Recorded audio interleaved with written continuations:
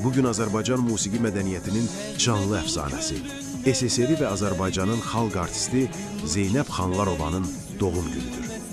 Sənətkarın bugün 89 yaşı tamam olur.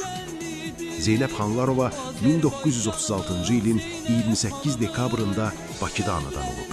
Bakı Pedaqoji Məktəbini və Asəf Zeynallı adına musiqi texnikumunu bitirib. O, yaradıcılıq yoluna 1961-ci ildə opera və balet teatrının solisti kimi başlayıb və Leyli və Məcnun, Əsli və Kərəm operalarında yaratdığı obrazlarla yadda qalıb.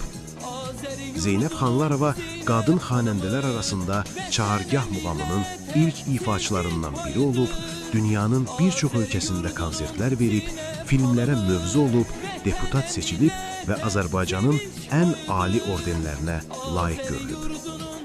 Bu ad təkcə sənət deyil, tarixdir.